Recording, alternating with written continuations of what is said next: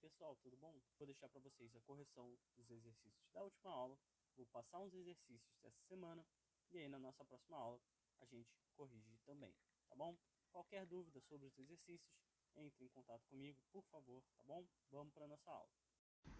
Nessa aula, a gente vai continuar falando sobre o período regencial. A gente viu na última aula que, depois que o Dom Pedro I foi embora, ele deixou o governo na mão do filho dele, o Dom Pedro II. Mas o Pedrinho, ele só tinha 5 anos de idade e ele não poderia assumir o trono de imperador. Então, a Constituição estabelecia que se o Pedrinho não pudesse assumir o trono, o Brasil seria governado por uma regência, um grupo de governantes que tomaria conta do Brasil enquanto o Pedrinho não fosse velho o suficiente, não tivesse a idade certa para assumir como imperador. E foi isso que aconteceu. A gente viu na última aula a regência trina, a provisória, que se estabeleceu para tentar acertar as coisas, eleger os governantes, ver como ia funcionar essa estrutura. Depois, a regência trina permanente, que toma conta do país por algum tempo. A gente viu como a regência trina ela é dividida pelos partidos políticos que começam a se estruturar, cada um com suas ideias. Alguns querem ser mais liberais e dar autonomia para as províncias, e outros querem ser mais conservadores e centralizar o poder. A gente viu a atuação desses partidos um pouquinho na aula passada. É claro, esses partidos eles vão continuar a evoluir, a se desenvolver e a adotarem novas ideias. E a gente vai ver como a regência una, tanto do Feijó quanto do Araújo Lima, que são os caras que a gente vai ver nessa aula, elas vão servir para aprofundar a ideia desses partidos. Então a gente viu que o ato adicional que a gente estudou lá na última aula, ele dava liberdade para as províncias, era uma medida liberal, só que ela não agrada muita gente.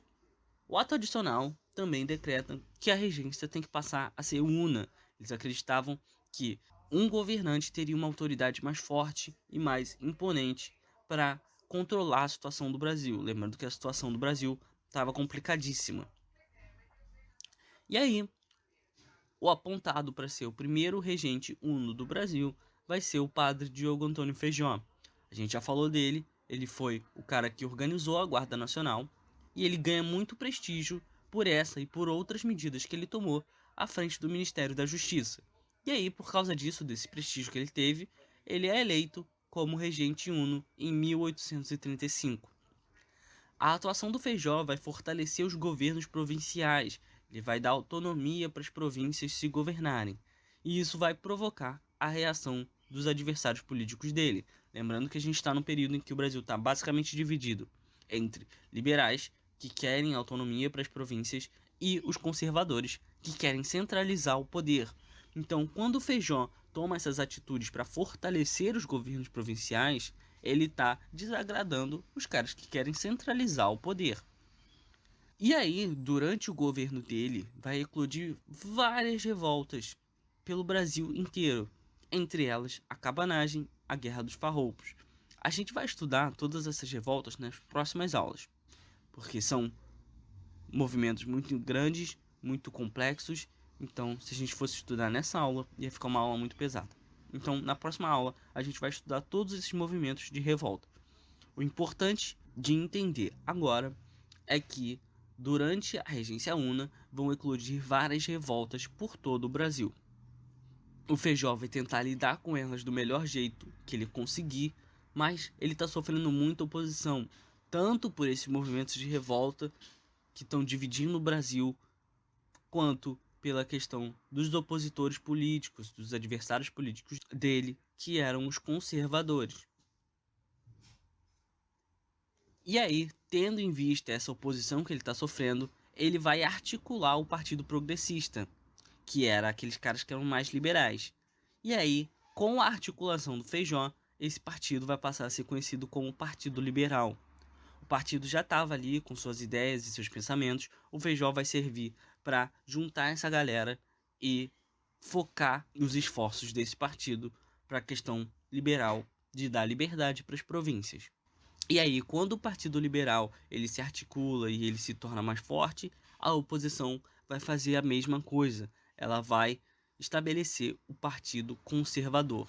Então, a partir desse momento, os partidos eles estão se articulando, eles estão se juntando, eles estão fazendo alianças para fortalecer as suas ideias e os seus pensamentos.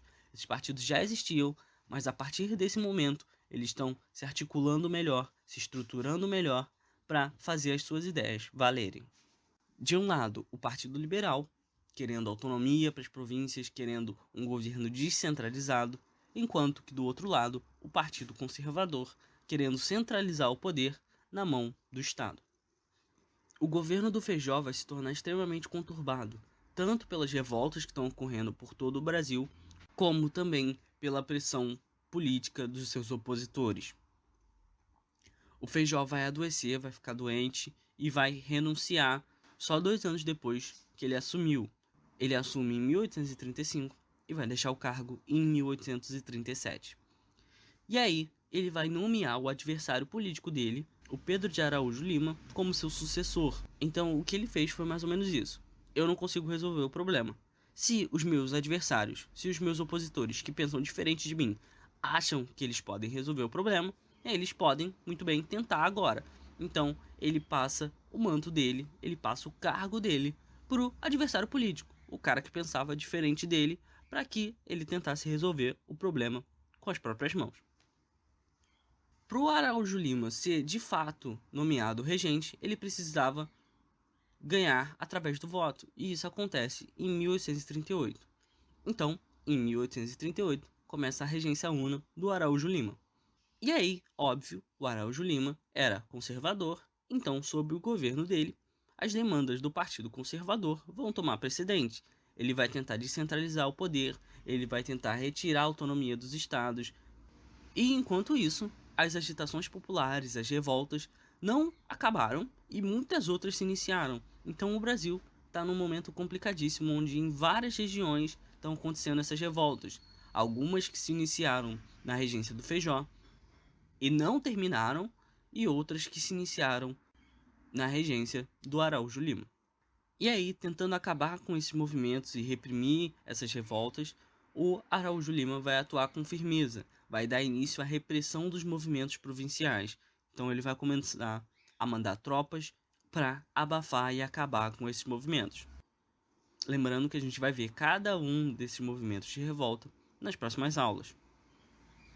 Mas o interessante de entender aqui agora é que essas revoltas que começam, elas se iniciam porque essas pessoas estão insatisfeitas com essa instabilidade política que existe. Não tem um imperador, os regentes deles estão meio perdidos. O Brasil está dividido entre duas correntes políticas muito diferentes, e enquanto os políticos estão nesse cabo de guerra entre liberais e conservadores, a população comum está sofrendo, está passando fome, está passando dificuldade, e isso vai ser o principal motor dessas revoltas que vão se iniciar pelo Brasil. Não tem muito a ver com a questão política, tem a ver com a questão social. As pessoas, elas estão passando por situações muito complicadas, enquanto os governantes, os políticos, estão brincando de cabo de guerra entre os liberais e os conservadores. E aí a população, em algum momento, vai ver que não dá para continuar assim e vai dar início a essas revoltas. Durante a regência do Araújo Lima, o ato adicional, que dava liberdade para as províncias, que tinha um caráter mais liberal, vai ser revisto e modificado. Então, o Araújo Lima, sendo conservador, ele, obviamente, ia modificar uma medida que era liberal. Então, o ato é revisto, modificado, vai remover a autonomia dos estados, vai passar questões como gestão policial, administrativa e política para uma vertente mais centralizada, mais na mão do próprio Araújo Lima. Além disso, o Araújo Lima também vai modificar o papel da Guarda Nacional. Lembrando que a Guarda Nacional foi criada pelo Feijó para tentar justamente evitar esses movimentos de revolta. Mas o Araújo Lima acreditava que eles estavam muito espalhados e que eles deveriam ser mais obedientes ao Estado.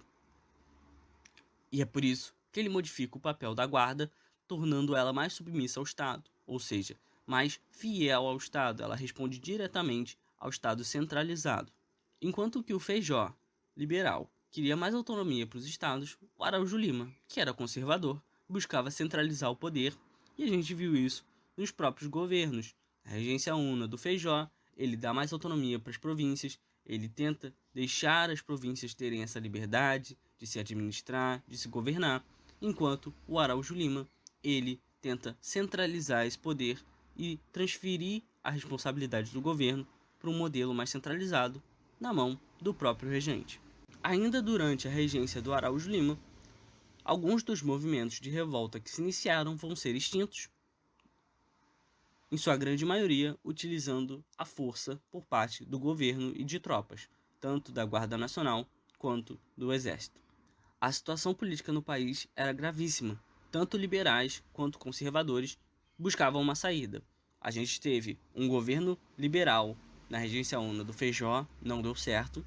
A gente teve um governo conservador na regência Una do Araújo Lima, também não deu certo.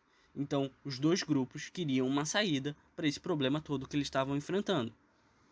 E aí, mesmo com ideias diferentes, eles acreditavam que somente uma figura de poder absoluto poderia restaurar a ordem no país. Eles acreditavam que uma figura de autoridade serviria para conter os problemas e as crises e as revoltas que estavam acontecendo por todo o Brasil. E essa figura era a figura de um imperador. Só que tinha um problema. A ideia dos caras era pegar o Pedrinho e elevar ele ao título de imperador. Só que ele ainda não tinha a idade adequada. Quando Dom Pedro I deixou o Brasil, o Pedrinho só tinha 5 anos. Agora que ele está com 14 anos de idade, ele é mais velho, mas ele ainda não tem a idade mínima que ele precisava para governar, que era de 18 anos. E aí, vendo como estava a crise no país e como eles precisavam dessa figura de autoridade e de poder, que seria a figura do imperador, eles vão dar início a um movimento que vai ficar conhecido como o golpe da maioridade, onde eles vão nomear o Pedrinho como imperador, mesmo ele não tendo a idade necessária. E aí vai antecipar a idade mínima para governar, que antes era de 18, mas vai se abrir uma exceção para o Pedrinho, que só tinha 14 anos. Eles vão chegar pro Pedrinho e perguntar: "E aí, Pedrinho, quer ser imperador do Brasil?" "Ué, mas é claro, quem não ia querer?" E aí, depois de coroado em 1840, o Pedro passa a ser conhecido como o Dom Pedro II, imperador do Brasil, com 14 anos. A gente vai ver as aventuras do Pedrinho como governante do Brasil nas próximas aulas. Isso nessa aula, a gente para por aqui. Espero que vocês tenham entendido, gostado. Se ficou dúvida, gente, mandem para mim, por favor, tá bom? Não deixem de mandar, mandem para mim as dúvidas e as perguntas de vocês, que eu vou responder, tá bom? Até semana que vem, um abraço, tchau.